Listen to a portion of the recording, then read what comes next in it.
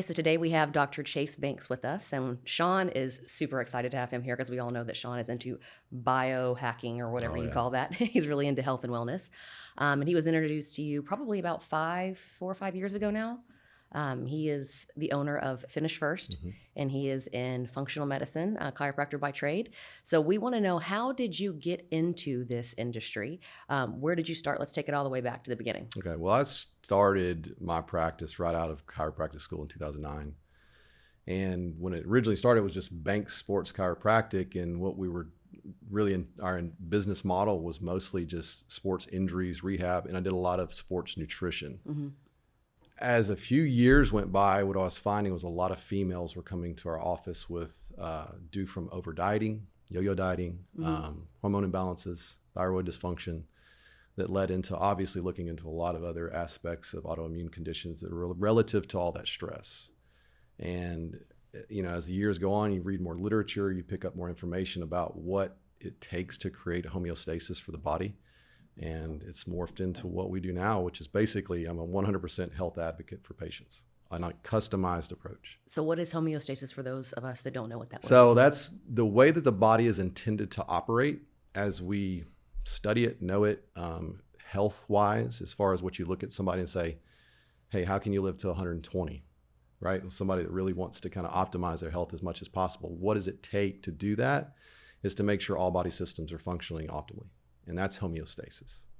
So it's not just the medication, it's what you're putting into your body genetically, what you absorb, what you don't absorb. So how did Finish First, which is the name of your company now, how did it evolve into that? And did it start with more female patients? Do you do more male, more athletes now, or is it really a mixture of both? It is such a diversity now. I mean, when it first started, it was a lot of your typical, you know, weekend warriors, fitness gurus, fitness competitors, bodybuilders.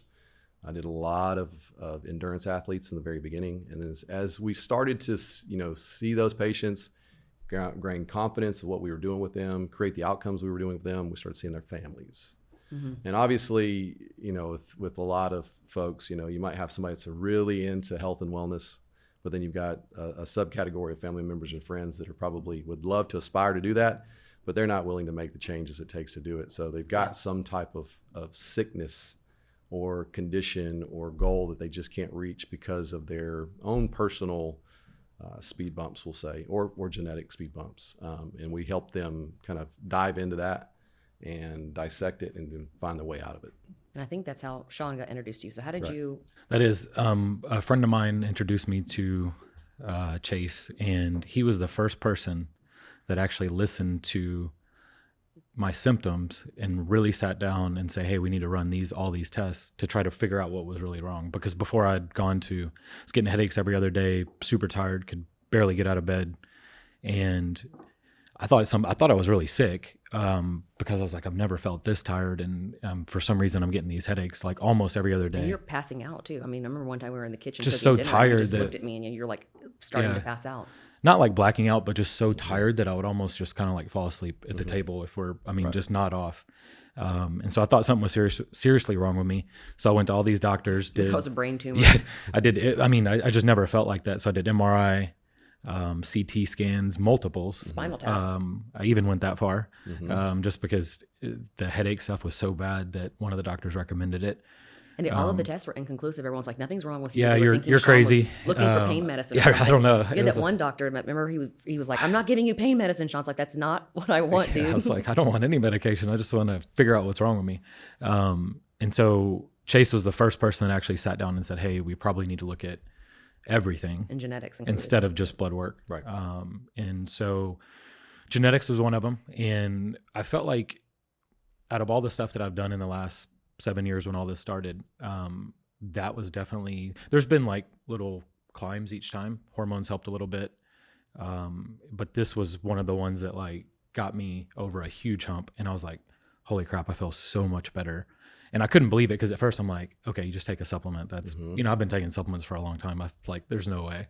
But how much it helped after the fact was just such a huge change. Were you just willing to try anything at that point? time? Yeah. I mean, who would have known it was you weren't taking in enough calories or you were eating all these things that you were it was probably allergic to, or combination of a lot of things. And I think some of it had to do with genetics because I've had anxiety since I was 15. no reason. There's no Well, like, and when you look at this and we break it down, you're scripted to be that way. yeah, there's And no trauma I'd had or right. nothing. So people are like, you know, it's like usually if you have anxiety or depression or something, that people are like, something happened, something bad. Nothing. I was like, had a great life. And, but I always dealt with it. And so that's kind of how I got into working out, really. And it was the only way I could solve it. Okay, I'll eat good. I'll work out as hard as I can. But then it was still just a roller coaster all the time. And I feel like the genetic test was definitely one of the things that helped the most. I'm sure we'll go over all of them, but that was what I'm excited to talk about because people always ask me and it's hard for me to explain and break down what the process is and what it actually does. And I thought when I talked to you, you gave me a bunch of good, simple analogies on how it works. And so I definitely would love to go through maybe just a broad version of it, and then we can break down mine afterwards and see why. So Shawn has decided to take his bra off today, let everything hang out, and we have asked, per Shawn's request, for Dr. Chase Banks to bring in Shawn's genetic results so we could kind of talk about that. So tell us what your findings were after pulling his results. Probably need to should we go over just like what it is, and so people can understand and what it, the future of medicine because it's is. pretty detailed. Yeah, it's pretty detailed. You know, when I first started doing genetic testing, which was about 2010, 2011, this is how quick it's evolved. I would get a saliva sample, a buccal swab from a patient, and they're in the office, and we would actually ship it to 2 labs. One was the University of Tennessee, and one was at LSU. And those were the only ones that would actually effectively, now there were some small privately owned companies at the time doing kind of getting in right at the very front end of PCR testing and things like that, but they weren't as effective as these more advanced labs that we had at some of the universities. Then I had to have that DNA sent to a molecular geneticist in Australia. To break it down. And to give me a report that I could actually explain to the patient. And the problem with that was it was so ineffective at the information that I could relay to a patient. And then several years went by as I was doing them, and then we switched to GX Sciences. What have you seen the difference in cost? I mean, I would imagine in the beginning, major difference. I mean, was this like $10,000? Not that much, but it was just a little under $2,000 at the time. And now you can do one panel of yours is called Pro 7, which is 7 specific panels, and there's subsections of those genes. And that one alone is only like $385. Yeah, I feel like when I did mine, it was somewhere around $800-ish. Yeah, we did a lot of panels for both you guys. I think mine was in the $600 But I mean, range, way more probably. affordable. Think about all the medications people are throwing at things when genetically they're not even absorbing them anyway. To do something like this and take, a saliva sample, send it off, and then have all these results within a couple of weeks, I feel like it was. For $800, I think that is well worth it. Right. So this is a way that we can actually take the genome and look at the phenotype, which is the expression of the genotype, which is actually the gene itself, meaning, okay, you have a gene, 23,000 different ones, and we have variations of those genes, or what we call SNPs or mutations. I don't like to use mutations with somebody that they equate that to cancer, and I don't like to use that. So, but the point is that your mom and dad obviously gave you a copy of one of those. And sometimes there's a variation of that copy that kind of creates an altered state of how that gene functions. And so what that means is your biochemistry. How fast an enzyme works will dictate maybe the end product of that pathway. And the main one that I start with most patients, and everybody's talking about now because of some of the podcast, is methylation. And it's very misunderstood. It's very mismanaged from a social media standpoint. And the first example I'll say is I'll have a patient that comes in and has already seen functional medicine or seen some other doctor, or maybe even gone through fertility. And they say, I have the MTHFR gene. And I'm like, well, which one? And they're like, that happened to me. Yeah, I didn't realize when I first came to you, I had no idea there was 6 different Right. Well, the pieces point to that? is you could have a 6 different categories of individuals with just MTHFR. And what I mean by that is that everybody has an MTHFR gene. Okay. The difference is that you have 2 genes for MTHFR, and that everybody has, and then you have a variation of each gene. So what that means is that you could function completely normal and it not slow down this pathway that I'll get to in just a second. Or you could have where one parent gave you an altered gene, which is called heterozygous, or You could have something called homozygous, which is you have altered copies for both genes. Then there's compound heterozygous, meaning there's two genes with another single copy. Okay. And there's compound homozygous. So there's a lot of different things. And what the point is that when we do the testing, if depending on which form of MTHFR you have, will dictate the percentage of the slowness or the inability to get through methylation. And this is where I want to take it back out to the 30,000 foot level. So you ask me, okay, like what's the easiest way to explain this?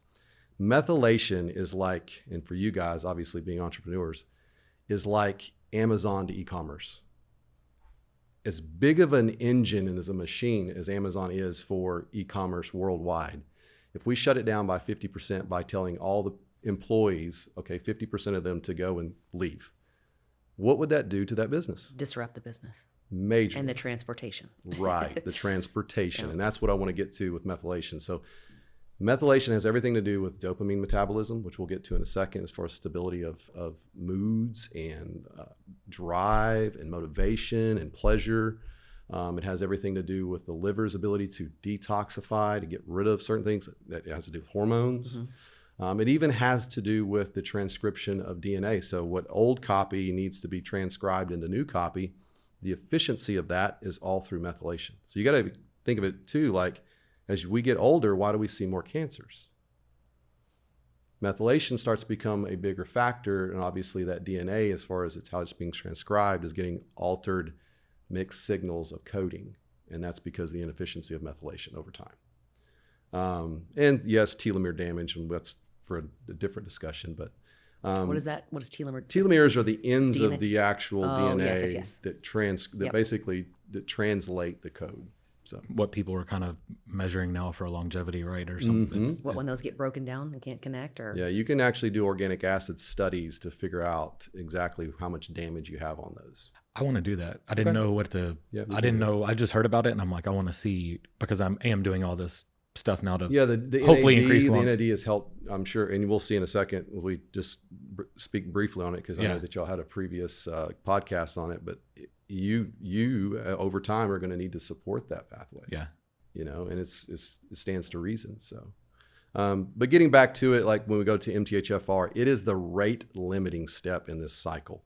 So going back where you said there's more genes before that one. There's several different genes before it, but MTHFR, as we get into those two different ones, there's one that's A1298C, and then there's one that's C677T. That's the one I have a double mutation of. I think right. Shawn's is a C, right? Right. And so what is the difference? You just said the absorption rate of... it's the rate at which folate gets methylated, and the whole premise behind methylation is to be able to get to metabolizing homocysteine, okay? Homocysteine is a free radical. There's more to it than just this, but homocysteine is a free radical that we can pull in blood.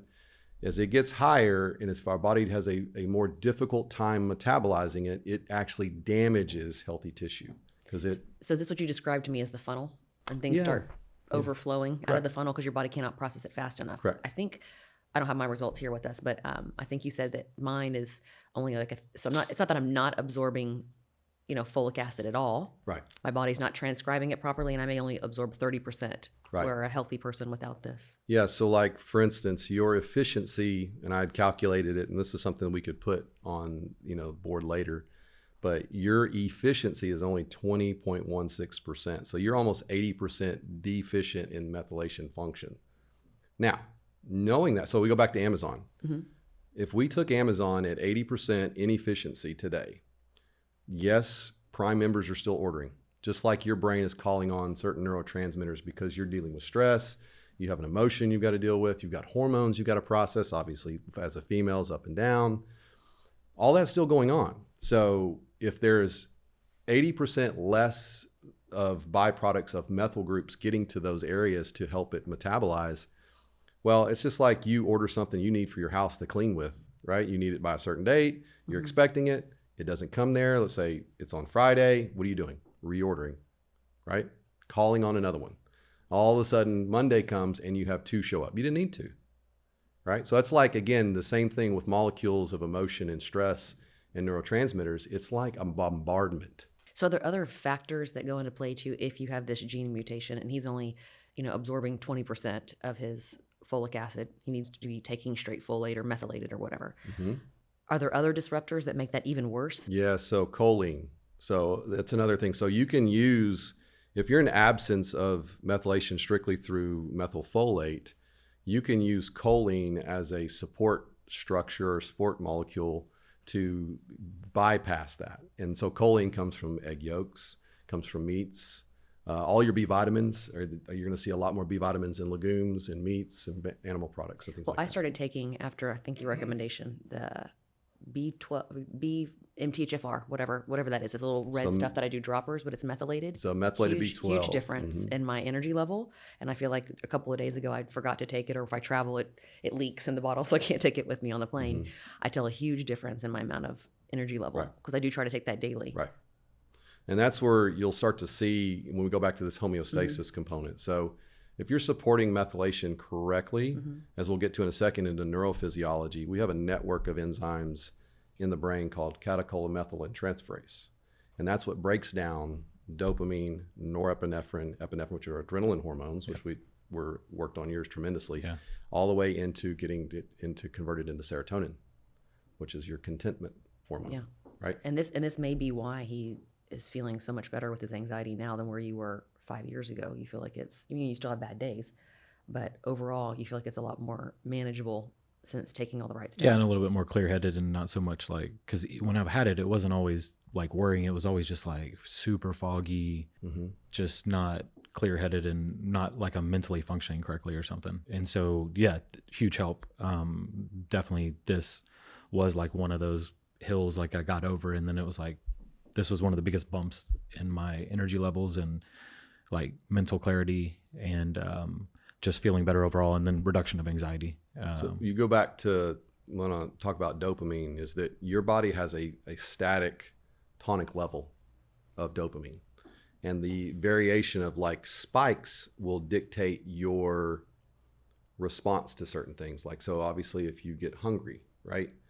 What tells you you're fed and that you're full is part of that dopamine release and the difference. So the problem is if you've got certain issues with metabolizing dopamine through methylation, as it rises, that spike, think of it as a wave. So if you're looking at an ocean that's flat, a 6-inch wave is very visible.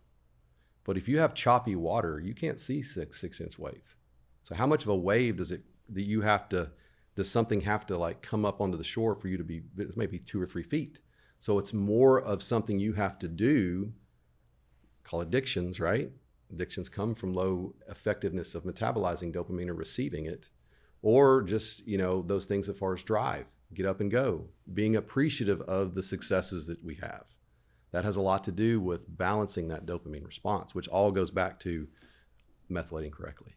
So, did you say also that having this gene mutation affects thyroid capability too? So not only is it the absorption of what you're taking in, it also is a hormone disruptor. A tertiary like response to the thyroid for sure, because of, we go back to the liver, and with methylation we have both phase 1 and 2, which is getting rid of, and not to get too deep, but also fat soluble hormones, fat soluble toxins, all the way getting them converted into a water soluble substrate so that the body can either use it or get rid of it as waste. And so if we're not supporting both sides of that, which methylation is on phase 2 side, what ends up happening is you might not absorb enough ferritin, which comes from iron. So therefore your selenium and iodine uptake gets less, therefore affecting the actual thyroid hormone.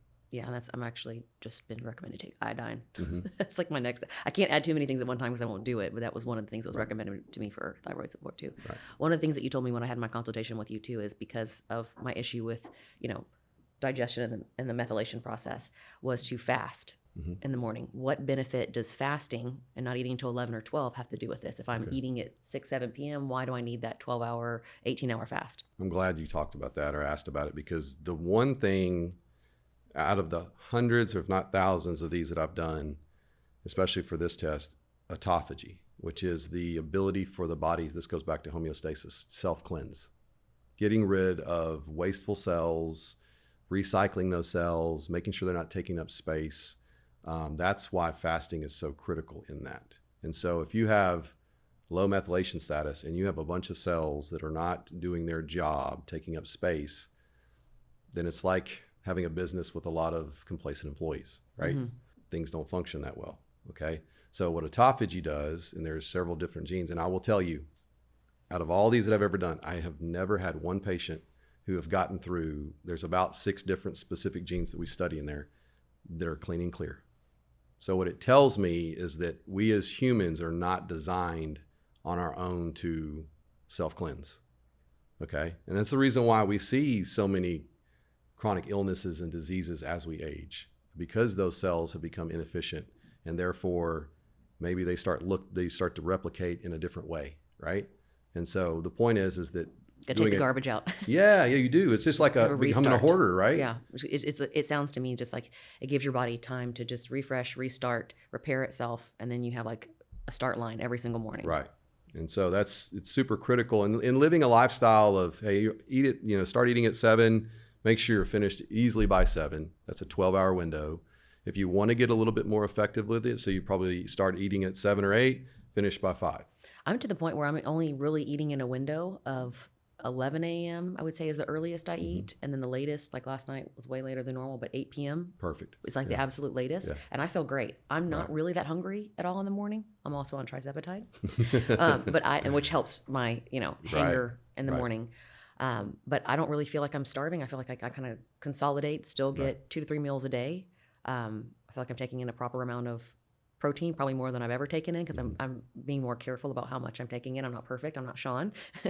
But I think, you taking on a lot more calories too. You don't follow the fasting thing. You eat pretty early in the morning. No. So it's probably 7 a.m. to 6. 7 to 7 is almost all the time we do. So 12 hours would be sufficient. That's normally what I do. Sometimes it's 7 to 6, sometimes it's 7 to 8, but it's like that's pretty consistent all the time. And let's go back to because I work out, fasted in the morning. I'll go work out, then I'll eat my big meal right after that, and then you I'll really separate it by about 4 hours for every meal for yourself, roughly. You're shooting 4 times, so 7, 2 to 4 hours, snack, And then going back to what you said with the eating more protein, I'm really working towards doing that, and I know you do just a good job of that. But getting in adequate amounts of protein increases your glycine amount, which is an amino acid that comes from those animal proteins. That's what helps metabolize over methylation. So if our body has too many methyl groups, glycine helps metabolize that. So there's a balance here, right? So we don't want to undermethylate, we don't want to overmethylate, but glycine is one of those things that kind of helps create the balance. And so that's why it's super critical in eating adequate amounts of protein, even distribution throughout the day, and helps you with stabilizing your blood sugar. Quick question before Shawn starts, because I know Shawn's asked a question. No, go ahead. But I know a lot of people just don't know. If they don't have, somebody who's helped a dietitian, or they're not really big into working out, what is a general guideline? I think I know the answer to this, of how many grams of protein should someone be taking in a day? Depends on their activity level and what that activity is. And so you don't go by weight? We go by weight if they're going to definitely be in a deficit of diet. Or a deficit of calories. So for someone's 150 pounds, it's about 150 grams. Is that what you say? Especially if they're going to be at a calorie deficit, for sure. But more if they're an athlete or something like that. Yes, certainly. But if they're going to be somebody that's going to be in excess of calories to try to gain muscle, believe it or not, we're going to probably be using a little more fats and carbohydrates, because I'm trying to stimulate as much insulin as possible, because insulin is 10 times more anabolic or building than actually testosterone is. Okay, interesting. We're gonna that's not a lot of people's problems. That mess you up? No, it's okay. Go ahead. I just wanted to ask. I know a lot of people don't know, simple, like what should I be taking? Yeah, if they don't have I did a podcast yesterday actually during lunch, and it was an all women's group, and that was one of the things for their homework, and it's a focus study kind of podcast, was making sure they got in enough protein, and actually several of them found it very difficult to get over 60 grams a day. Well, I started drinking it's probably not the best for me, but I drink the Labrada 40 grams. Those are perfect, yeah. I love that. It just gives me a weird taste in my mouth for the rest of the day, which I don't love, but I try to start my day with that, maybe eat a little bit of peanut butter. I eat crackers too, peanut butter crackers. That gives me a little bit more too.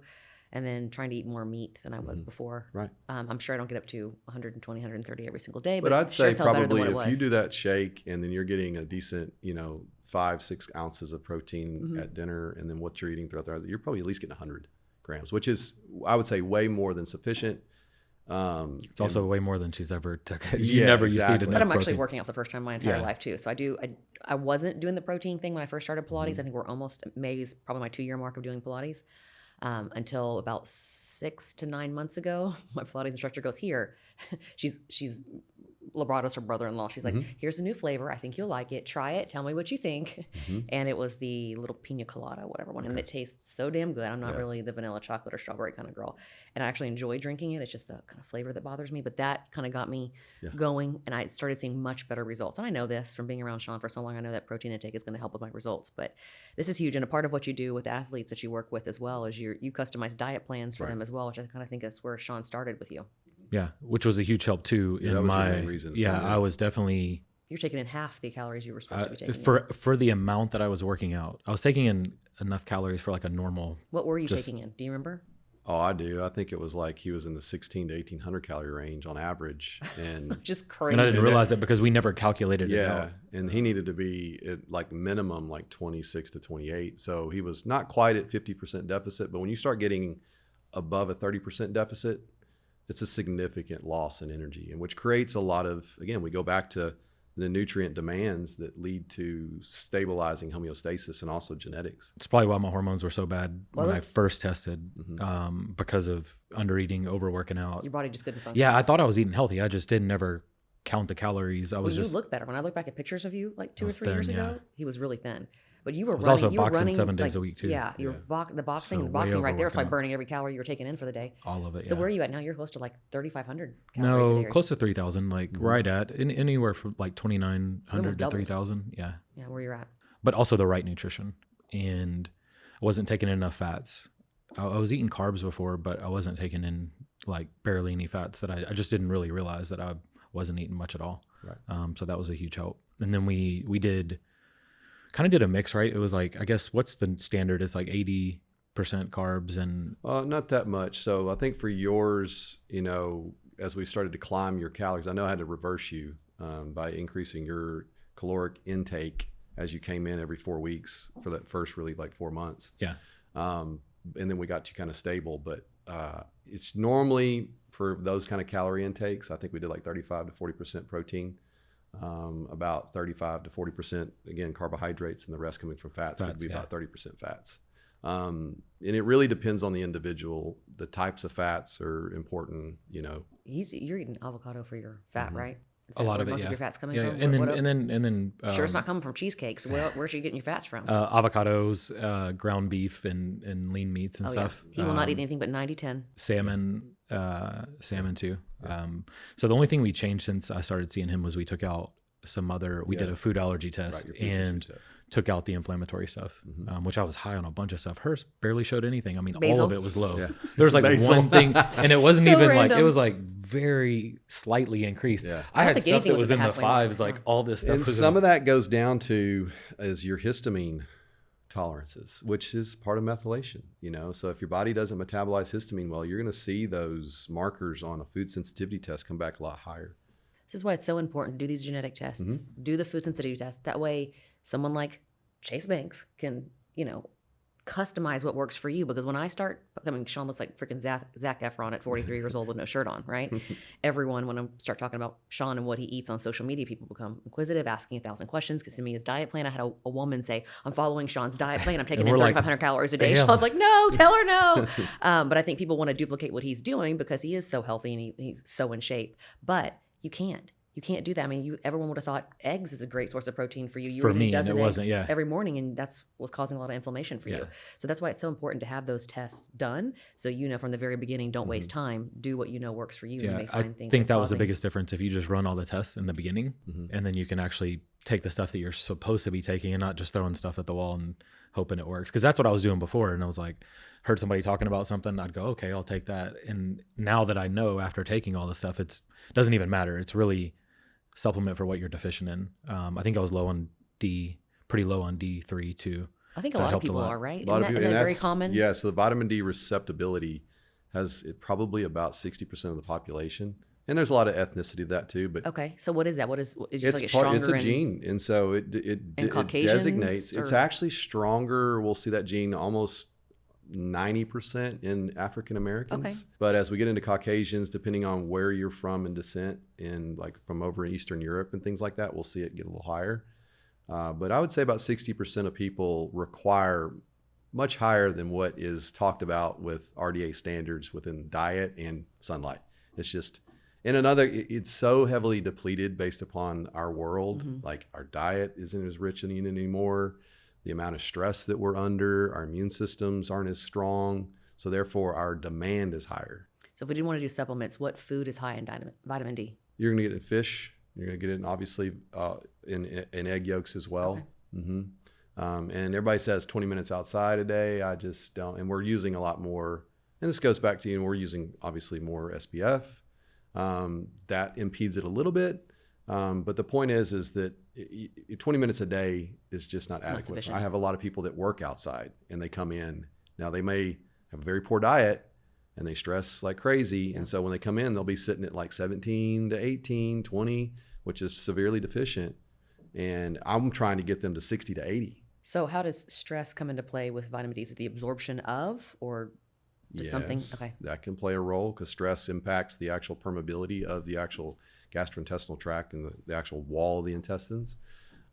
It's, again, when we do stress, your body produces more of these adrenaline hormones and you rip through it a little bit more. Okay. So so if somebody comes in, they don't know anything, instead of just following something they see on the internet, what are the best tests, like when they first come in, that they should run that are almost like gold standard for them to try to figure out what's going on or just to improve their life in general? I generally, it's one thing that's like, I go back to what I was saying, like I'm a health advocate for people. So we're looking at what that family history looks like. What are their current main concerns like yours, with the main fatigue and the headaches and things like that, and trying to target a subset of, okay, what hasn't been looked at? What hasn't been done? If there was something if you had any blood tests that's done in the last 6 months, well, we can kind of use some of that information. So we're trying to kind of pick and choose. So a good all around would be a good series of what I call wellness panels for the actual blood, which looks at organ function, cholesterol health, inflammatory markers, certain vitamin statuses, also hormones. And that's definitely going to be for males and females, specifically to what their body systems produce. Sometimes we'll do some adrenal hormones and stuff in there, but then we start to put into play, do they have any gastrointestinal symptoms? Depending on the severity, we'll do a stool test. On top of that, then obviously when we're starting to look at the longevity piece of this, because this never changes, which is genetic testing. So what else did you find on Shawn's genetic test that sparked concern? Yeah, so we can go over it that way. I thought it'd be helpful for everybody to actually see, because it is kind of complicated if you look at it on a piece of paper, or, I know you broke it down in a pretty easy way to understand, but I think going over it will help people understand why certain things cause certain issues. And then Brian can put it on the screen too. too. We'll have it put up on the screen. So if now you're it should watching be on the screen. Yeah. And explain the difference when they're seeing green, yellow, and red. It's just the basic little key map to where to start with what they're looking at. So if it's green, that means there's no genetic abnormality or no variation that's abnormal in the actual the coding, meaning that mom and dad gave you how that gene was intended to function. You're perfect. Perfect. And a lot of people get these like, oh my gosh, I'm a mess. Everybody's a mess. Yeah. You have you ever seen anybody with all green? Never once. Never, See? not There we once. go. Not once. We're all effed up. Yep, for sure. And then yellow. And then yellow means heterozygous, which means that one parent gave you a variant or abnormal copy. And then when it's plus or red, that means that it's homozygous, and that means that it's a lot more impactful. You're not just a carrier, you're actually presenting with some altered state of that function of the gene. And those are the ones we really try to target on supporting. Okay. So whether you do a test like GX or you do, not a big fan of 23andMe. That's where mine came from. Yeah. I did another one with you, I believe, but that's Yes, where mine came from. And so actually it's funny, you'll see articles about how the downfall of that company is right now. But the one thing I really like about GX is that they do a fantastic job for me as a provider to be able to relay that information from a very a digestible piece of data. And because I felt like it wasn't just the results. There was a page after every single result explaining yours what that alone means. was, I think, 92 pages. Oh dear Lord, that's longer than mine. So we did a lot of different panels for you. So like what's wonderful about this test, and to kind of segue into our healthcare system nowadays in America, is that this is individualized healthcare right here. Looking at this information and learning what your makeup is, and even down to what medications metabolize are based upon this. Our healthcare system at large doesn't look into these things because you cannot set up an effective study with 10,000 people and it be valid. It's not a randomized control trial anymore. You can't test two different things. You can't have a control group. And so it'll never be really looked upon as a gold standard as far as a standard of care in America. Yeah. So it takes people going outside of mainstream to look into these things. And it's one thing I wish more physicians would do it with their patient population and get into the practice of implementing this for what the individual needs are. Yeah, because for me, just something as simple as getting a B12 shot, I wouldn't feel anything. And I'm like, I don't understand. Like, what's the big deal about people going in for B12 shots? It's just, I feel zero difference. And it wasn't because it wasn't working. It wasn't working for me. For you. Correct. So yeah, like when we get into your neurotransmitter health and, being as a driven individual as you are, there's a lot of things that we're making things a little bit more difficult for you. Because we talk about that methylation piece where you were only functioning at 20%. That is compounded by an issue with what we call catechol-methylene transferase, which is that enzyme that I talked about that breaks down neurotransmitters in the brain. Therefore, it has an issue with how you perceive stress, which therefore your adrenal system is going to respond to said stress because it's going to become more chronic. And this is done in literature where they took individuals with the same methylation factors, kind of like that you do, and this catecholamine methylene transferase problem, and they gave them very disturbing images. And people who did not have this gene or had, I would say, more effective methylation, they could pick it up. No, I don't want to see that. Put it down and pick up the next one. Well, it's okay. Versus some people pick it up, put it down, they get uneasy, and they had sweaty. Heart rate monitors on them. They check, especially how they're, and again, we'll go back to neurofeedback aspects of the brain that were really heightened. And it's because those neurotransmitters that are released because of the stimulus, they can't metabolize it effectively. So therefore, you look at our world, and especially as a driven entrepreneurs like you guys are, there's a lot on your plate, and so to be able to, and that's why you were working out like you were, to basically compensate for that. The only thing that helped, I would overwork out because it was I feel good for at least 2-3 hours. Shawn would say, listen, the world is not ready for me to be functioning at 100%. They're just not. I used to tell her if I could get back to where I was in my early 30s, I'd take over the world. So I think a lot of that was probably adrenal fatigue, and a lot of the brain fog was coming from this as well.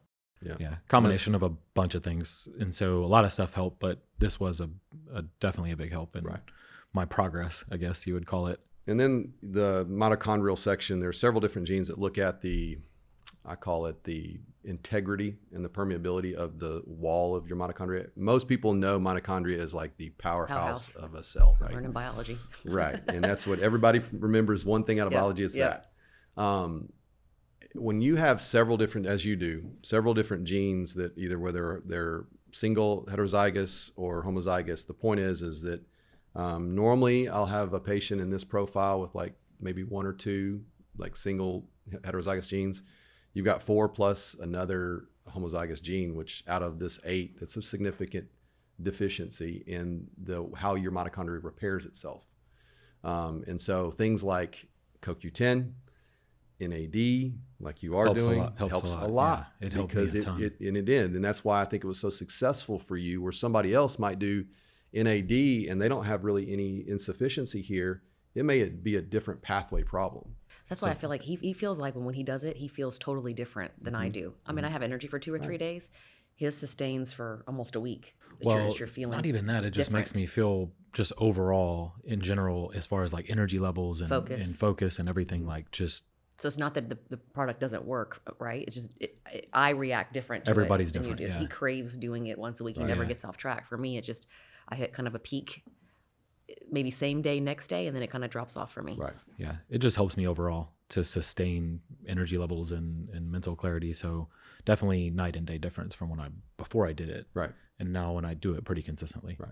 And then like there's sections that we can look at, even like how your body's inflammatory cascade works. Like how well does the immune system turn on when it's threatened by a pathogen or an allergen, like virus or bacteria, anything like that, even food intolerances. So we can see how someone is either rapidly aggressively reacting. And we see that with people who get really chronic sinusitis and like, or sinus infections, bronchitis, even asthma. We can see why that's happening. And also what's nice about this is what they need to change in their diet and or supplements to support those pathways are called cytokine metabolism to get rid of that inflammatory basis. There was something that was showing up on a lot of your blood work. Do you remember what it was? It was like something was really active in your body trying to fight something off. Eosinophils. Does that sound familiar? There was something, it was like if your body's really sick, like you have the flu or something, something would raise up, but yours was always up. C-reactive protein, but it could have been some from exercise maybe. Yeah, I remember there was a couple of tests. Your test was your CRP one time was like 5. And again, for somebody as healthy as you are, it should always be under 1. Okay. You know, I mean, the average American walking out there around there is anywhere from about 1 to 3. We start stepping over the boundary of 3, and certainly 10 plus, there's something going on, you know, so. Is that something you see high with like autoimmune? We do. Yeah, it's a marker that Which I'm still convinced he has something he hasn't pinpointed yet with the. And that's what's hard about autoimmune is that, you know, out of the 120 or known autoimmune diseases or discovered ones, there's only probably about 60 markers. So why is it so hard? I mean, help in layman's terms, why is it so hard to pinpoint an autoimmune disease? Because usually it's not just one. There's a multitude of them. Like are these genetic too? Is it something, or just... You're genetically predisposed certainly to possibly having more higher probability of developing one if the cards play out, right? Like we look at your STAT4, tumor necrosis factor, CTLA4, those are genes that turn off the immune response. And that's what we want. We want them to efficiently turn off when you've got an onslaught of inflammation or an infection, or you do have something gastrointestinally that's basically an overgrowth of bacteria. You want the immune system to say, hey, I've controlled that, it's done. I use the equation of like a magic eraser, right? Someone with an autoimmune condition, their immune system is like you giving a 2-year-old or a 4-year-old a magic eraser and you say, hey, go clean that marker up. What are they going to do? They're going to keep scrubbing until they go right through the paint, into the sheetrock, and now you got to fix a big problem. And that's what kind of the autoimmune condition or sequelae of things is that you've got an unrelenting immune condition that's attacking yourself because it's thinking that tissue, whether it's your joints, your skin, the gastrointestinal tract, brain, it thinks it's in need of repair, but it just goes to the next level and over repairs and damages. Over damages, correct. And trying to get it to turn off is difficult. So, and that's why, again, in rheumatology, they use immunosuppressive medications. So they're suppressing the immune system to not overreact. But that's kicking the can down the road for some people. Yeah. For some people, I recognize that that's definitely a need for people that are way far gone, you know, that need that so they can extend their life. They don't damage any more tissue, but for sure. I noticed when I looked back at it yesterday, it said a lot of recommendations for glutathione, like throughout the process. That's your detoxification pathways in your liver. And so that's the one thing I don't take consistently is that, do you think it would be better to add that? Because, I mean, I've done it every once in a while through an IV or something. Yeah. So CoQ10 is a precursor to glutathione. Also NAC, which is N-acetylcysteine. And I tend to use those because they're a little more cost effective. Because when you're taking glutathione orally, it doesn't absorb very well. You can get the liposomal kind. That's why you see the glutathione drips, right? When you go to get IVs or glutathione injections, they're a little more effective. But the liver produces the majority of the glutathione in the body. So if I were to take it like subcutaneous or intramuscular, what's like the compounding on that's a little different than it would be from an IV standpoint, and definitely different from an oral standpoint. So that's really up to the physician that writes that script to get it, because it has to be compounded. Yeah. So, but like, and how often would you have to take that? Is it something just to keep it on an even playing field? Is it an everyday injection, once a week? You can, just like the NAD, you can do a bolus. Like you did 5 treatments over 10 days, or how'd you do yours? Of the NAD, yeah, I did. So and then it was just after that we would just do it once. Right, and glutathione's very similar. Okay. Again, if you're not going through a major event in life, sickness or a lot of stress, the body should, and again, you've got some genes that are a little insufficient in keeping the production up, but the body should keep up with production if you're eating right, living right, sleeping well, and obviously not overstressing. So I'm peeking at what's these red next on here. so this one that goes back to those when we were talking about fasting. So the autophagy genes, which is the self-cleansing, the cell eating, or cell recycling. That's why you see, like, this is the exact, just like what you just peeked over and saw all these different colors, again, the yellows and reds. That's every single person that I ever test from autophagy. That's what it looks like. And So, what is the name of that gene right there? there's ATG16L1, there's ATG5, there's ATG12. These are all specific proteins that are needed to effectively self-cleanse, basically, or autophagy. And what are the greens for? What is he functioning properly in? So when we look at his ability to supply adequate or keep up with adequate amounts of like good GI flora or normal flora, Okay. that's FUT2. That's also, we also know that he has a better secretion of immunoglobulin. So I don't know if your listeners and viewers look at, like, on Instagram and stuff, ARMA. You ever heard of that? They have done ARMA? ARMA. Oh, that is- ARMA. no. They've done a fantastic job of marketing online from a supplement. They have a kind of a sequence of supplements that are for gut health and things like that. And one of them is colostrum, which is, again, which you know, that a mother gives a baby the first 3 days, and that's what stimulates the immunoglobulins so that they can start their immune process. Because 80% of the immune system is what's in the GI tract. Well, as we age, what supports that is your good flora, your good bacteria, but also the secretions of those immunoglobulins from the lining of your intestines. And we can test for that. Literally just heard something about somebody drinking their own breast milk like a week within having Yeah. a baby because they were super sick. Yeah. Yeah. And I've heard of people doing that too because it's healing power. Yeah. My wife breastfed, I've got 4 daughters. And so she breastfed them all until they were all done. But like anytime they would get a little scrape, a little rash, a little anything, she'd express some, or she'd have some available and she'd just rub it on them. So speaking of breasts, Yeah. this is something I wanted to bring up today too. When I came to you, I had implants still. I was feeling really lethargic. I'm sure a lot of it had to do with, my hormone regulation. I'm now on the proper, dosage of thyroid medication, taking progesterone, testosterone. So all of that has been balanced since then. But I no longer wanted the toxic implants in me either. That's something your wife had just gone through Correct. with an explant. Correct. Do you feel like people who, breast implant illness is just such a touchy subject, and It people are is. either they think it's a crock of shit or they believe that that's instant healing for them when they have them removed.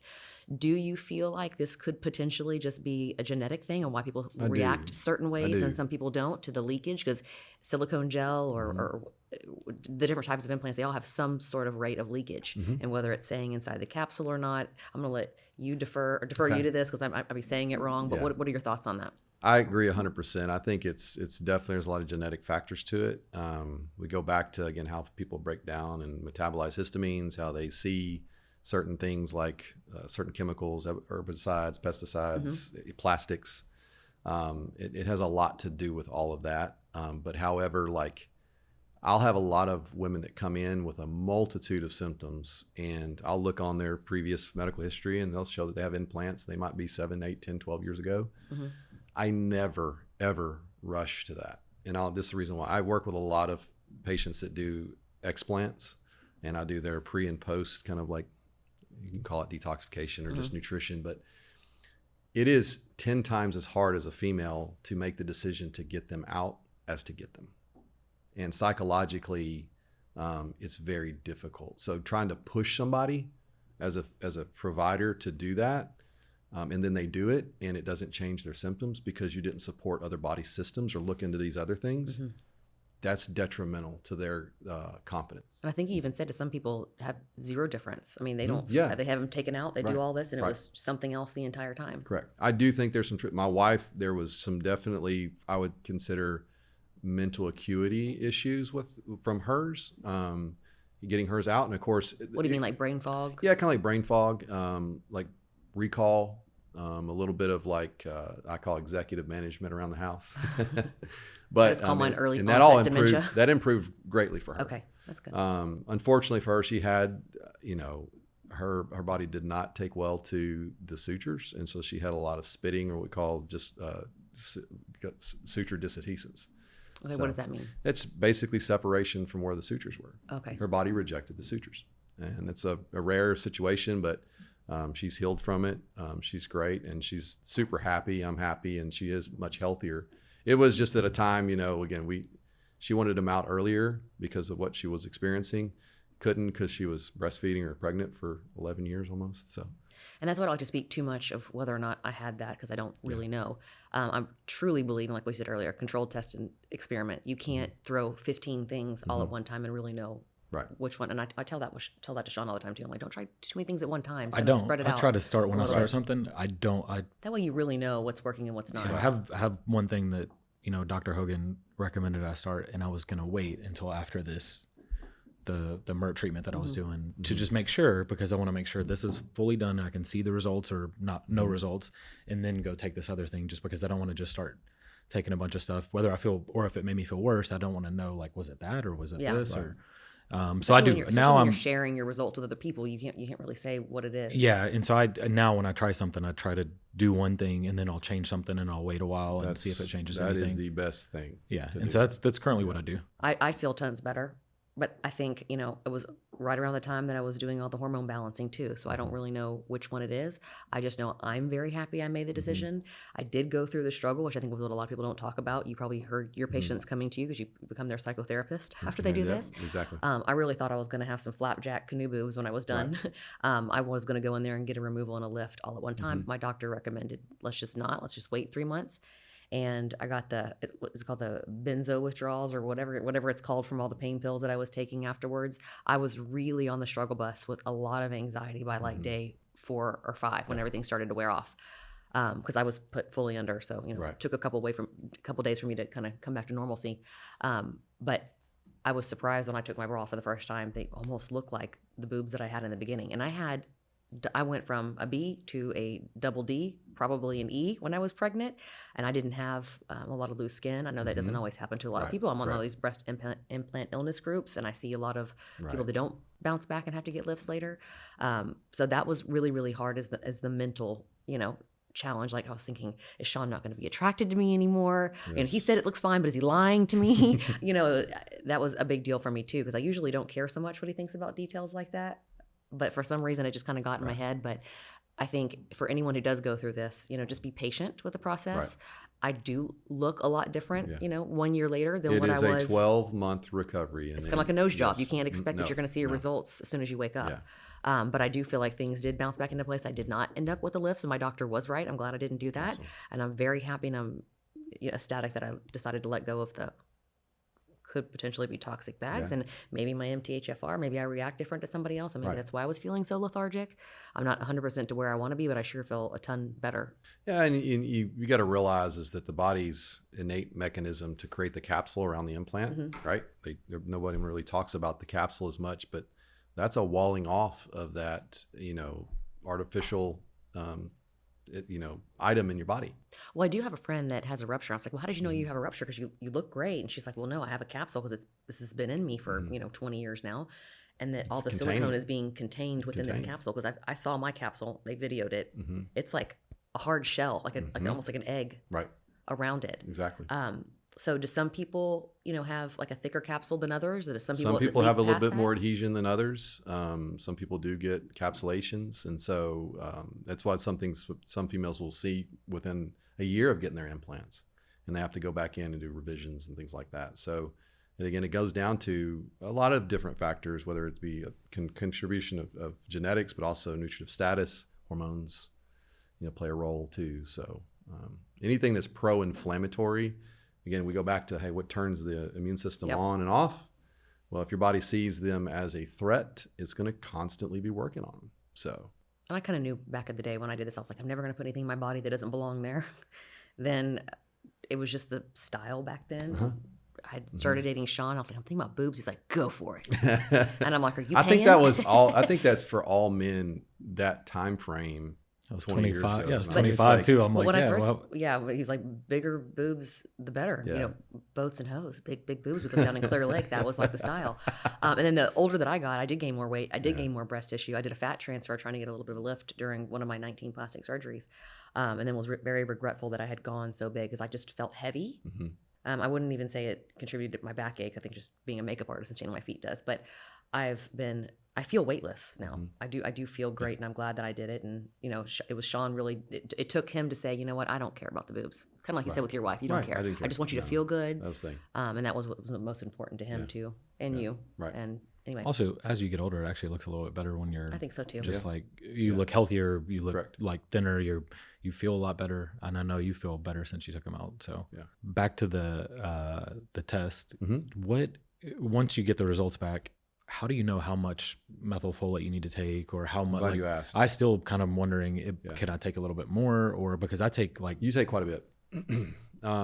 And there's this, you'll read online or you'll be on forums that people talk about over methylating. And that is true for the first maybe 2 weeks. Like if you bombard somebody like we stepped you up, right? We started you on a certain dose, and then we added a 1 milligram. it did make me feel super weird the first week. Oh, I do remember that. It was like I was either You felt like you were speed it up, displaced. either speed it up or just on drugs, not clear. Like I was just I felt very disoriented. a little bit for the first like 5 days, and I'm like, man, this is super weird. Where you No, really then we backed it down. Yes. That we started with like just a normal dose, then we backed it down, then started going up, and I felt way better. And that's that period of time that overmethylation can happen, and you'll experience those things because you were eating such a higher protein diet. You're getting adequate amounts of glycine, so you're when you start to methylate very fast, you're producing a lot more of these what's CH3, which is 3 carbon and or 1 carbon 3 hydrogens. And so what that's doing is it's supplying you with all these byproducts for all these equation or really kind of chemical processing in your body. And if that gets too high, then everything starts sparking off, right? And so, but glycine helps level it all. And so as long as it's somebody you would not want to throw a whole bunch of folate at is somebody who has a very similar profile as you do, and they're vegan. Because obviously they're not getting much folate or B12 at all in their diet because they're not eating any animal products. So you give them, Flood them with it. It's thousands and thousands times more than they're used to, and they're not getting any glycine, they're going to have a longer, more substantial issue. So what would be the side effects then if you flooded a vegan? The typical, sometimes it's uneasiness, sometimes it's anxiety, sometimes it's edginess, sometimes it's fatigue. It's all over the board. It really can be. It's not like said one, and it'll change from day to day. Is that Yeah, how it you was felt weird. too? Yeah, it was pretty crazy first week. And what we did is we started it was just whatever the stuff I was taking, it was 3 capsules was the dose. So I took the normal dose, we backed it down to 1, and then I was like, okay, And this is then a we lot went to better. 2, then we Then 3, and then we added. So it's a slow additional. climb. It is. It's usually about a 6 to 12 week process to kind of step someone up. Yep. Then I started feeling really good after like probably week 3 is whenever I started like, okay, see a huge difference. Yeah, week 1 there was 0 difference. I actually felt a little weird and worse, but week 2 a little bit better, and then week 3 like huge difference. So Okay, what else we got? what else besides methylfolate? I know the product that I was taking had So methyl B12. So you had methyl B12, which is methylcobalamin. And so then you had betaine, hydrochlorides in there. All of this helps support the methylation pathways. There's also trimethylglycine. So again, glycine. Yeah. And riboflavin. So all of that there, which is another B vitamin, it's B2. So all of those vitamins are there to kind of support a cyclical pathway of methylation to give you the demand that you need to get through that end stage that your genes are limiting you to get to. And then with your diet with enough protein and enough glycine helps balance the overload to get you more stable. Here's what happened too. So when before we did any of this, I think my testosterone was like, Oh, when we were doing IVF, it was like 90. no, that. But after I got on hormones, Okay. balance it out, I was taking 175 milligrams a week, and we were testing my testosterone before we did this, and before we were early on in the diet, and I think it was around like 900 or 850. And after we fix this, and after we fix the diet and test it again, the same 1700. same dose, same everything. I didn't change anything, and I ate the same every day. I slept the same every day, and it went up to like 1700. Oh, I remember it was 1700. I could tell. Like Shawn was, when his testosterone was at 90, we could go, a month without having sex, and he just really didn't have much of a drive. Right. Doing the IVF, started taking the 175. How often was that? Once a week or something? Yeah, once a week. I could tell a big difference between 90 and 900. 1700, I'm like, get off of me. Sit down. But it was his absorption. Everything, whenever he was functioning that's properly, exactly right. his So it was absorption a went huge up. difference. And So you we cut it back since then? Yeah, we did. And then, and so it's definitely a lot lower. And plus I want to do it for longevity reasons, not to try to. Right. You're not trying to be superhuman with it, because then. No, I want to live the forever. short term, And just be perform as good as I can and think as good as I can. And I definitely don't want to shorten my life. So I mean, it's definitely a balance of, but it was surprising to see how doing the exact same thing, but only changing this in my diet, it's like and that's almost something that doubles. Was measurable that you could see. Yeah. difference. I mean, it was like, wow, it was crazy. So we had to back it down. Did you feel different when you went in for that, for the blood work? Were you feeling different at that time? Did you feel like, no, I don't know if it really was. It takes some time. Usually when I'm doing blood work, whether I'm working with another physician that's doing their hormone replacement therapy, I'll have a lot of men that because I would say the way that somebody feels between 900 and like 1600 doesn't feel a whole lot different. The only difference is that the side effects are going to start to come very soon when you start to bridge that. That's what was happening. So that's when the bear hair started to grow on your back. Yeah, you start to get that. And you look at your genetics, you have a 5-alpha reductase enzymatic function, which means that your DHT levels will get higher, which is going to make your testosterone a lot more androgenic. So the hair growth. I was just about to say, it makes you start losing hair, right? Yeah, losing hair too. If you're genetically disposed to it, I think. Yeah. So back hair, but the bigger thing was my hematocrit level kept rising. What is that? It's like my red blood cell count, or the thickness of the red blood cell count. Viscosity of your red blood cells. Okay, so that's why you have to like give blood monthly, or otherwise it could lead to blood clots from the thickening of the blood. Yeah, it creates a lot of fatigue too. So I had someone ask me the other day, if someone's taking testosterone and they're not, or we were talking about this at a dinner, I think, some guys don't know that they're supposed to be giving blood, kind of getting rid to help it thin it out. But if someone's on it for replacement therapy, do you not normally prescribe, or does a doctor prescribe like blood thinning medication to go with it? It also depends on the person, because if you meet, sometimes somebody could take it forever and their hematocrit level never so it changes. really depends on the person. Yeah, and so you have to do blood work, and those people, if they're not doing blood work, that's where the person that they're using is either using the wrong doctor or they're not using a doctor, which is more unsafe because that's how they have a stroke or a heart attack, and that's where always. I had a patient not too long ago was in the office, and he was there for nutrition, but as we're sitting there talking, he's sweating. I can tell his breath rate was a little bit higher. So as we're sitting there talking, I was like, how long has these symptoms been going on? Like about a month, that kind of stuff. And sent him for his blood work. His hematocrit levels were 64. Holy shit. But when I checked his heart there in the office, when I listened to it, but I could tell he had abnormal beats. And so it was on the much struggle higher. bus because his blood was so I thick. sent him to, after I got his blood work back that day, sent him to obviously the ER, and he had a prolapse valve. And he had been doing his own hormone replacement therapy for many, many years. So 64 is extreme. 64 is extreme. Okay, so what's a healthy number? I think 45, 46. 45 is a kind of a high number. Like 38 to 45 is kind of your average. And if somebody's on like blood thinners, what would it be at 20? That does a little bit different situation from a hematocrit standpoint. But like if you get to like too low of like red blood, like very anemic, it will get very low.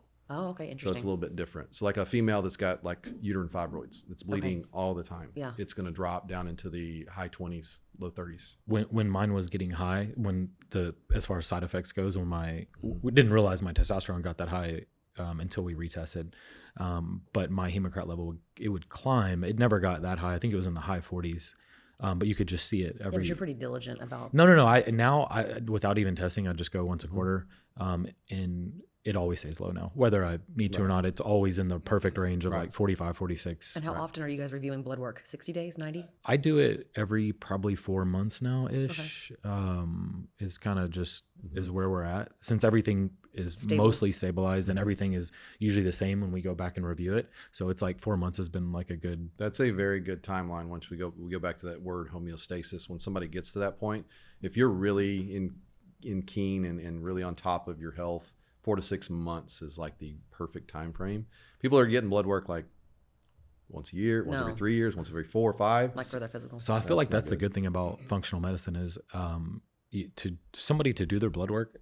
I mean, previously in the healthcare system is like never, right? It's Until hard. something, It's hard to, it's hard to something get. happens, right? You're 55, something goes Well, wrong, our you health- go do blood work. Our healthcare system is reactive. Yeah. And it's not proactive. It's not preemptive. So the labs that are like standard are very inexpensive. You're looking at kidney function, liver function, electrolyte balance, these things like obviously the heme levels, which is your red blood cells, white blood cells, and maybe cholesterol, and maybe your A1C, which is your 3-month average of glucose. That's it.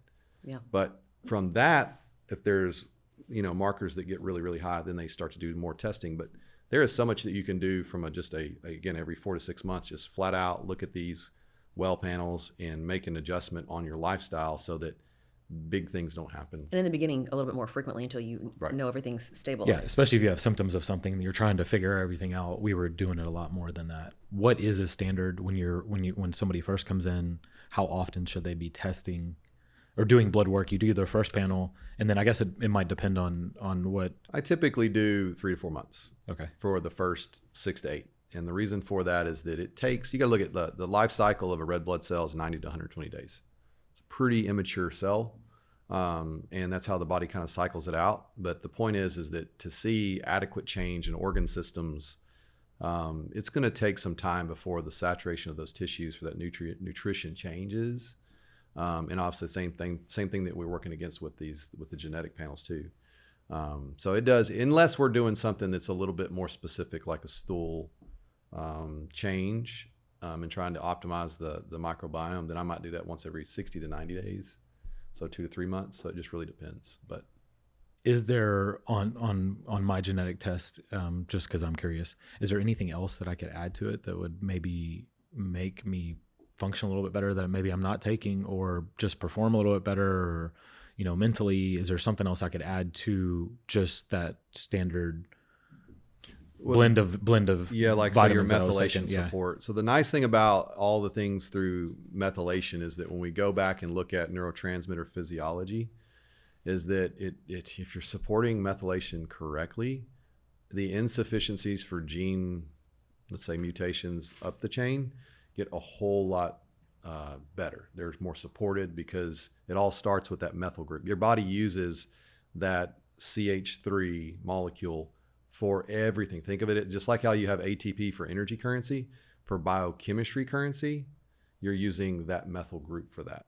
So that reminds me, I don't currently take creatine, but there's I'm all this. glad you bring that up. So there's all this new kind of craze on the mental health for creatine, not just muscle building. And so I actually bought some. I haven't started taking it yet because I'm kind of just waiting until I finish some other stuff. But you mentioned ATP. If I take that, will it give me more, I guess, mental energy Absolutely. throughout the day? Absolutely. There is a new study that was done that looked at women who were postpartum, and they gave them 5 grams of creatine a day, and they used a visual analog scale of a survey for depression, and it from the control group or into the tested group with that 5 grams, there was a 37% difference, which is significantly impactful.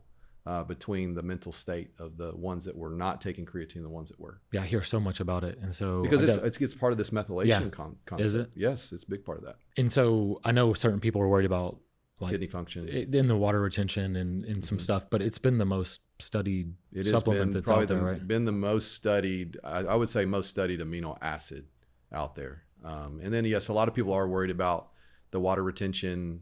Is that a big deal for women or men, or is it different? Does it matter? Again, if they're drinking adequate amounts of water, working out, using body systems where they actually are sweating and they're getting rid of waste correctly, that shouldn't be a big problem. But I think most people should expect to see, because it does increase obviously hypertrophy of the muscles. So you should expect to see, anywhere from 1 to 3 pounds over the first probably month or 2 of you taking it. But that stays static. It's not going to continue to go linear. And then you're only looking at 3 to 5 grams. And so for a woman that's like probably super scared of water retention, is it going to affect them that much? Or if they have mental health concerns, I would say the benefits from the neurophysiology far outweigh the actual aesthetics. Yeah. And I think they would on the back end experience that. Yeah. Yeah. I would take mental health over aesthetics all day long. Yeah.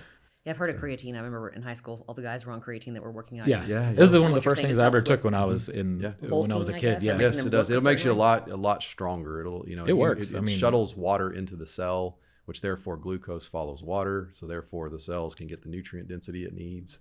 I was a So- skinny, like 130-pound kid, and when we first started working out, that was the first thing I took. That and weight gainer, and I gained a ton of weight. Mm-hmm. It works Yeah. for sure. But other reasons I want to take it. It's not physical.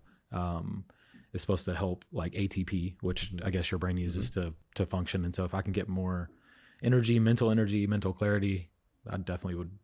And it will, because I mean that ATP then transfers it into something called SAMe, which is your body's power or your brain's methyl donor. And so that's where that adenosine triphosphate comes from, ATP.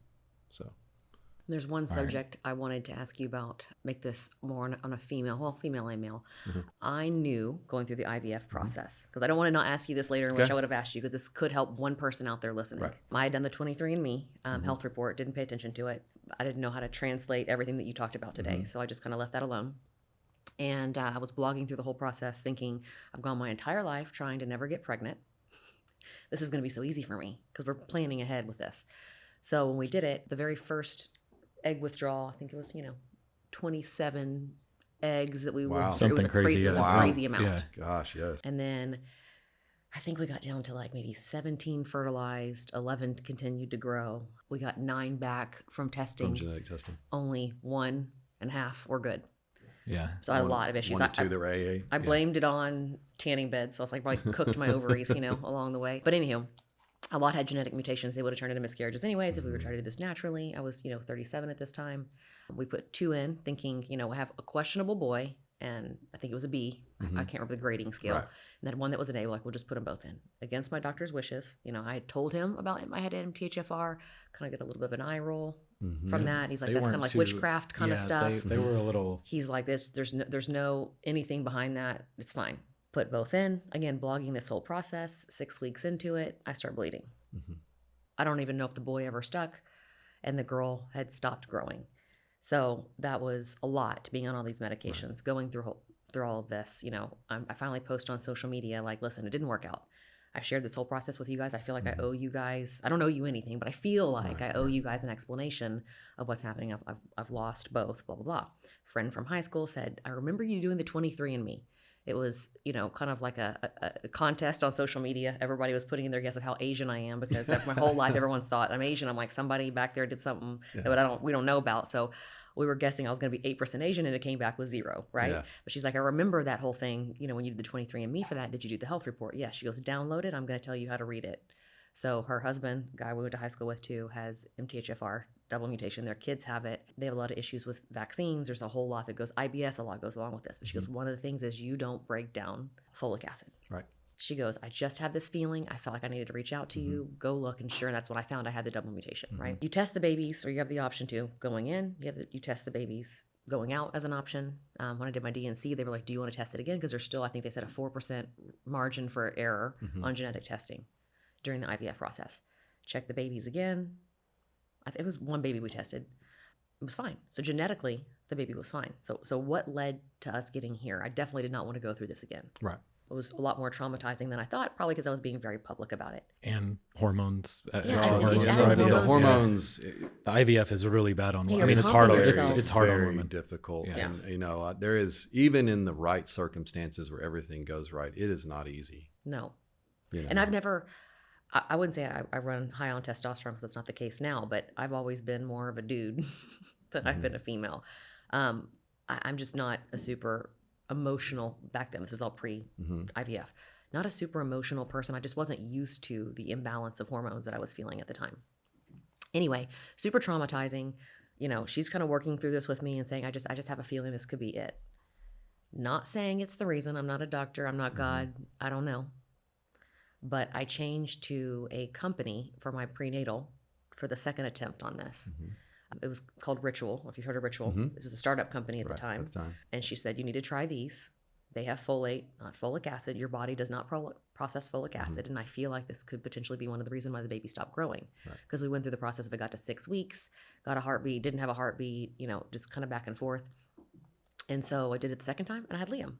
Had a lot of complications during pregnancy. We won't get into that today. This is why I'm doing a surrogate for this round. But if it was something as simple as changing a supplement that helped me keep and grow my baby, I feel like it's something that people should take serious. If this has come up on a random blood test, which is it did for me back in 2009, tried to mention it to my doctor. He didn't take it seriously. But I mean, these IVF clinics are in the business of making money and having you go through 2 or 3 rounds. They make a lot more money. And I'm not saying that's the situation with mine. But if it was just something as simple as changing a vitamin or a supplement, then maybe I would have gone all the way with that one too. Right.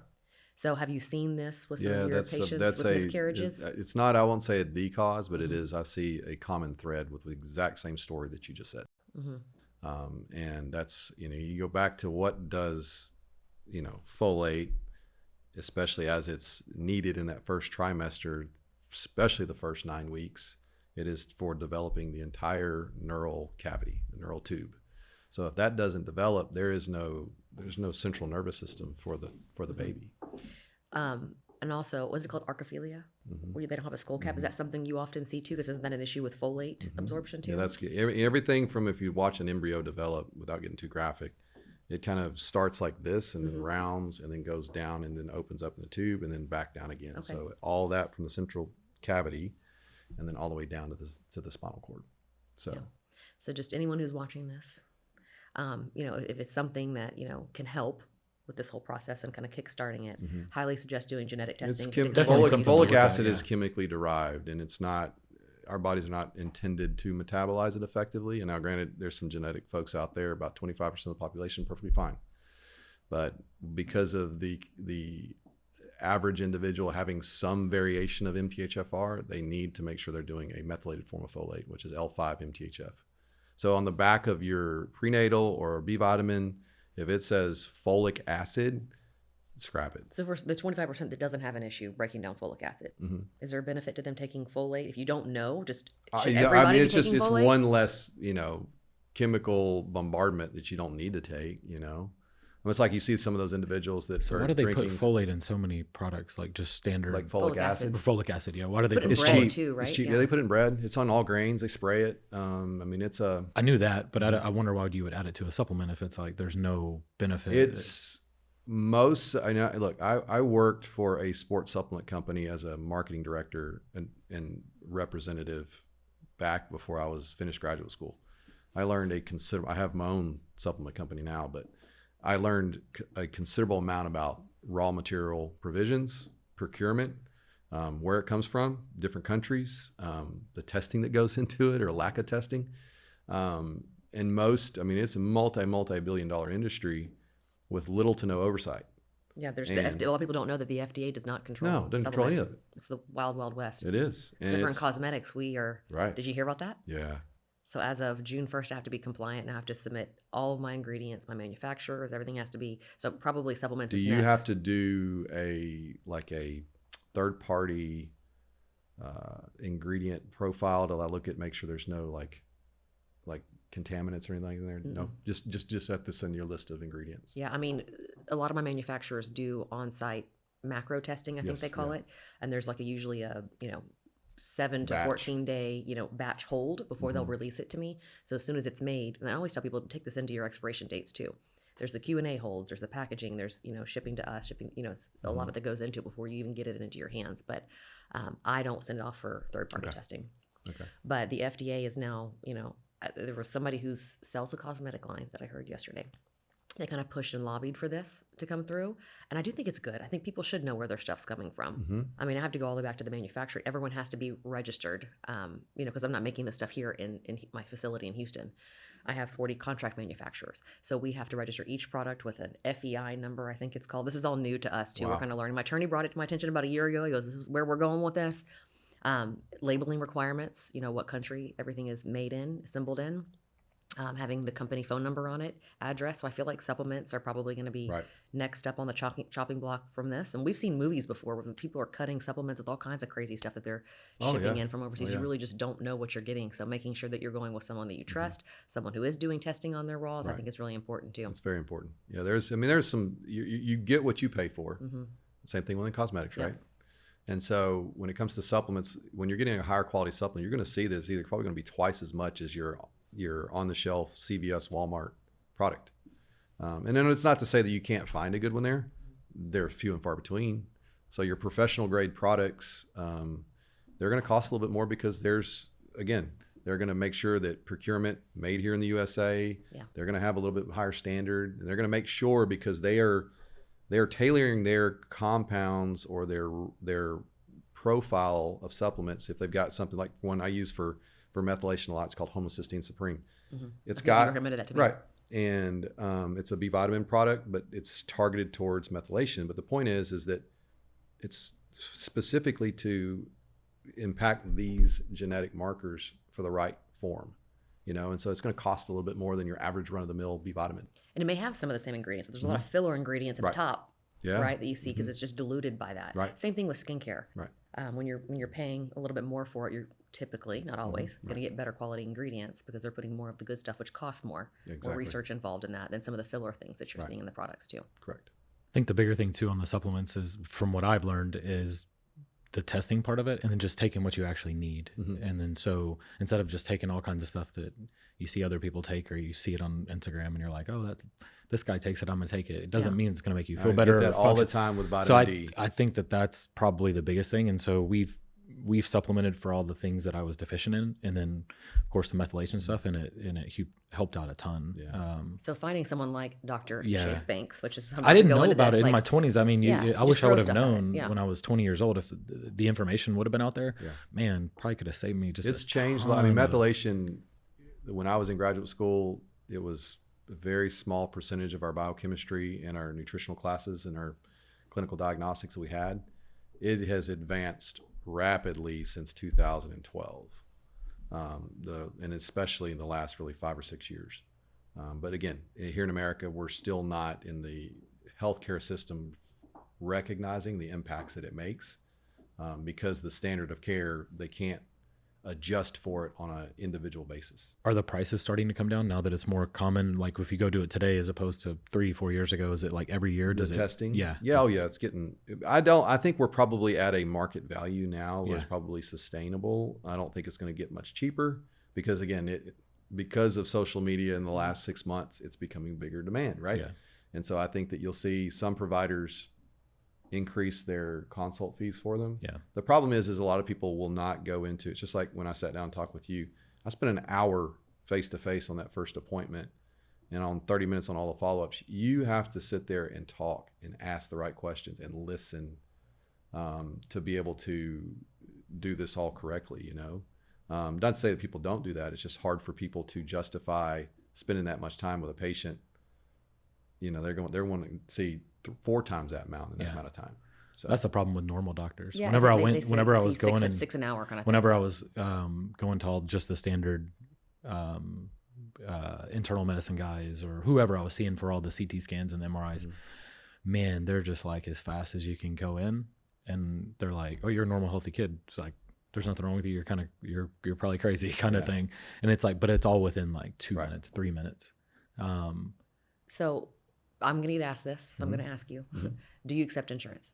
We do not, but what I do with serum testing is that I'm out of network, and so we use like Quest Labs as a in-network actual servicer, and so we'll bill insurance through that for labs. Now, these specialized labs like stool testing, genetic testing, some of the adrenal testing that we do, heavy metal testing, mycotoxin screens, certain Lyme testing, stuff like that.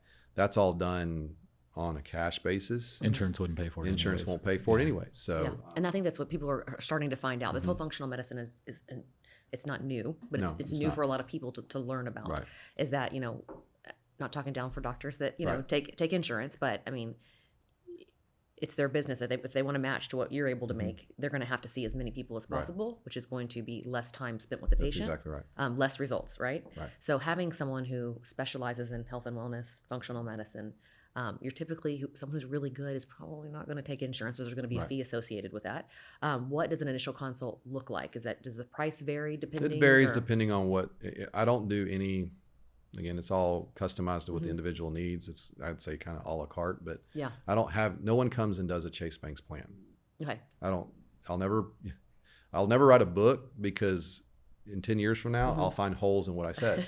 It's exactly the same with makeup too. It's ever evolving and Right. changing. You really can't. And so I don't prescribe to a specific paradigm. I'm constantly reading certain literature and trying to figure out, okay, where the advancements are coming from. And so it changes. But so that's the same thing with individuals. Like for your case, you had already done a whole lot of, I would consider, urgent and emergent diagnostics to make sure that you didn't have anything going on that needed like serious medical attention. Yeah. Right. There was definitely, they've ruled all that out. Right. I did enough. You had all that done. And so I wasn't going to delve into that because if I'm going to try to change the outcome, do the exact same thing, it's the definition of insanity. And then that's what was happening to every doctor I was going to. Like, oh, we'll just do another one. We'll do and I get it. That's the problem with our system too. No doctor will pick up the phone. Let's say, for instance, you saw a rheumatologist. He's not going to pick up the phone and call the neurologist that did this scan and say, hey, what did you see, or what was your discussion that led you to do this? You know, and because they're not going to see the notes from that unless they're in the same group, which is rare. So that's the reason why when you go to a provider that specializes in one specific thing, their standard of care is very narrow. So if it doesn't fit in that block, then they'll refer you to the next one of somebody else that can spend time in that area. So that's the reason why it's, like you say, 6 or 7 minutes with this person, 6 or 7 minutes with this person. It's an endless cycle of frustration, especially what Shawn was going through, because he was not really getting answers. Nobody was really checking back with him until he found both you and Dr. Hogan. Yep. And that's when he started to see results. And that's what's been nice with, individuals like Dr. Hogan. There's things that way outside my scope that he specializes in. He does a fantastic job with. And you guys communicate with each other. Oh, great. And that's patients, a text message, phone call, email, our office staff, his office staff. And I have other providers like that too, other nurse practitioners. I have other orthopedic surgeons we do that with, other neuros and neurosurgeons. So the network is getting better with traditional and some of this complementary side. But it's people realizing that the patient is important. So I have 2 more questions. If somebody wanted to find you, I want to know people who are out of town, out of state, and people who are in town. Okay. How can they make an appointment with you? Okay. And if someone's out of state, do they have to come in and do it in person, or do you do Zoom? I do Zoom. Okay. I do Zoom because the out of state stuff like this. I mean, this is, even though it's pretty easy, we can ship kits and things like that. Okay. Sometimes it will require, depending on what testing is done, that I do need to see them in person just one time. Because the in-body mode. Yeah, that kind of stuff, all the assessments. 50% body fat, yeah. And you've changed now, so. I know, I'm curious to know where I'm at now. I really need to come back to see you to do that in person. Exactly. And so, obviously, finish1.net is our website. Okay. I'm sorry if you try to Google Chase Banks, you'll probably not find me at the Yep, top. I tried. So, the bank. I was named before the bank, so I should probably take that up with them. But then 832-813-8451 is our office number, and either Keely or Melanie, our office staff, does a fantastic job. We'll get you set up. Where are you located? We're in the Woodlands, right in the front part of the Woodlands. It's always a back part and the front part, but so the spring side. Spring side, yep. So that side right next to 45. Well, I know you had a really long drive out here today. Yeah. Came from Magnolia, 2-hour drive to get here. So Shawn and I both appreciate that. We appreciate were it. past commuters. I used to spend 2 hours in the car to work every day, so I know. So I really appreciate you coming out. Well, thank y'all for having me. I can always listen to him for like 2 hours just because he knows more than anybody I've ever talked to about the human body. And I do appreciate you taking the time with Shawn and really, diving in and finding out exactly where you can help, because I have seen a big difference in him since meeting you and Dr. Hogan and all the things that you guys have done for him. And he feels so much better. Felt so good that he wanted to do a podcast and come out of his shell and talk, which is amazing. But I think it's helped a lot with his anxiety too. Yeah, and a lot of the side effects that you were having from whatever was wrong. Yeah, who knows? I think a whole multitude of things, but 10 times better now for sure. Well, thank you so much for coming in today. Thank you. Thank you. Yeah.